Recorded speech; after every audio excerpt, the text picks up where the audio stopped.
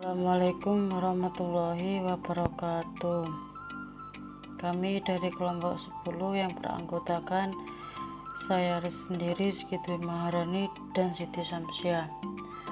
Kami akan mempresentasikan hasil diskusi kami tentang sumber dan metode penemuan hukum ihtisan. Di dalam bahasa Arab, ihtisan diartikan dengan menganggap sesuatu itu lebih baik ataupun mengikuti sesuatu yang baik. Menurut para ulama ahli usul, bahwa ihtisan ialah meninggalkan keharusan menggunakan qiyas dan perpindahan kepada qiyas yang lebih kuat. Menurut ulama al-Badawi, ihtisan ialah meninggalkan keharusan menggunakan qiyas dan berpindah kepada qiyas yang lebih kuat, ataupun mentazih qiyas dengan dalil yang lebih kuat dari qiyas tadi. 2. Menurut ulama an-Nasyafi, bahwa ihtisan ialah meninggalkan sesuatu qiyas menuju kepada suatu qiyas yang lebih kuat ataupun dalil yang berlawanan dengan qiyas jali.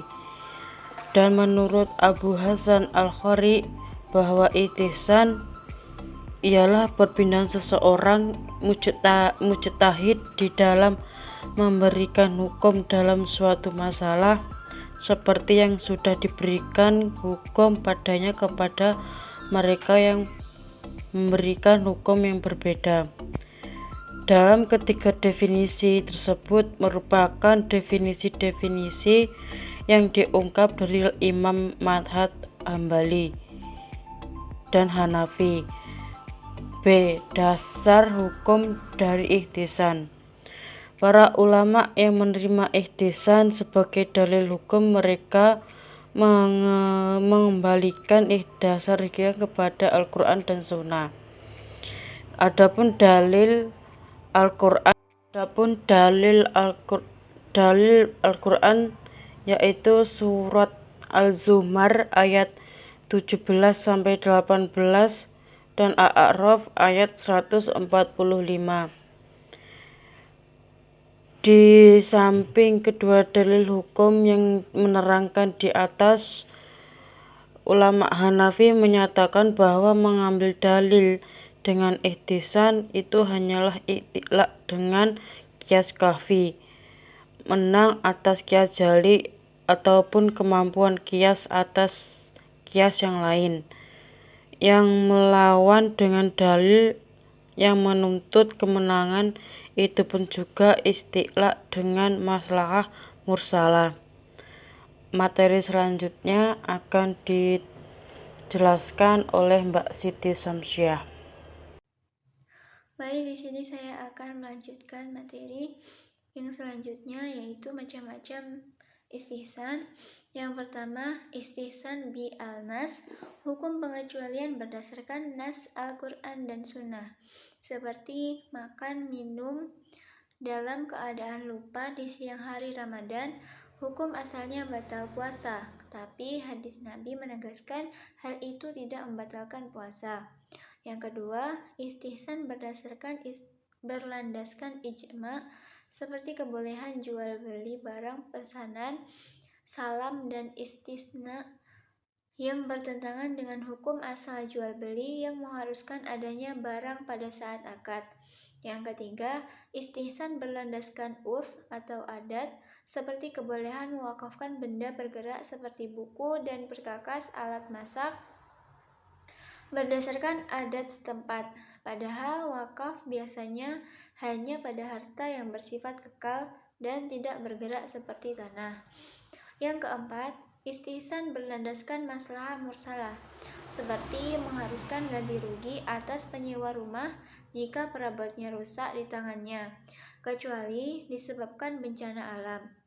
Tujuannya agar penyewa berhati-hati dan lebih bertanggung jawab. Padahal, menurut ketentuan umum, penyewa tidak dikenakan ganti rugi jika ada yang rusak kecuali disebabkan kelalaiannya.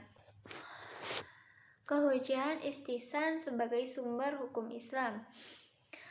Ulama Malikiyah, menurut Asy-Syatibi, ulama dari Malikiyah, istihsan adalah dalil yang kuat sebagai metode istinbat hukum. Yang kedua, ulama Hanafiyah, istihsan merupakan hujjah dalam syariah.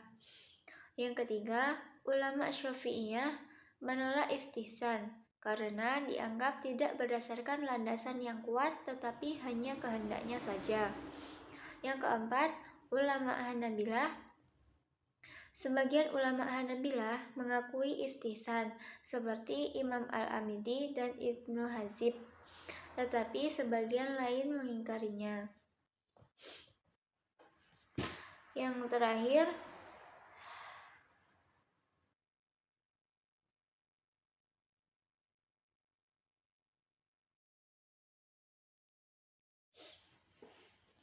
materi yang terakhir, relevansi istihsan dengan hukum Islam. Salah satu metode istinbat hukum yang sangat relevan, pembaharuan hukum Islam dalam rangka pemeliharaan tujuan syariat adalah istihsan. Karena istihsan sangat memperhatikan segi tujuan syariat yang hendak dicapai demi kepentingan umat. Sedangkan pembaharuan hukum Islam berusaha untuk mengatur seluruh perbuatan hukum umat dengan ketentuan hukum yang disusun berdasarkan ajaran-ajaran dan prinsip-prinsip yang berasal dari Al-Quran dan Hadis. Dengan kata lain, pembaharuan hukum Islam bertujuan untuk menjamin kepentingan umat dengan mengatur seluruh perbuatan hukumnya dengan ketentuan hukum yang dikembangkan dari kedua sumber utama hukum tersebut demi kebahagiaan hidup mereka dunia akhirat. Namun, perlu dicatat bahwa pemakaian istihsan di saat ada masalah yang tidak ada ketentuannya dalam Al-Quran dan Hadis, sekalipun ada dalam qiyas tetapi hasilnya masih belum mewujudkan kemaslahatan umat atau berbenturan dengan maqasid al-syariah, maka dalam kondisi seperti ini, mujtahid meninggalkan qiyas dan menggunakan istihsan. Demikian presentasi dari kami. Apabila ada kurangnya, kami mohon maaf. Wabillahi taufik wal hidayah. Wassalamualaikum warahmatullahi wabarakatuh.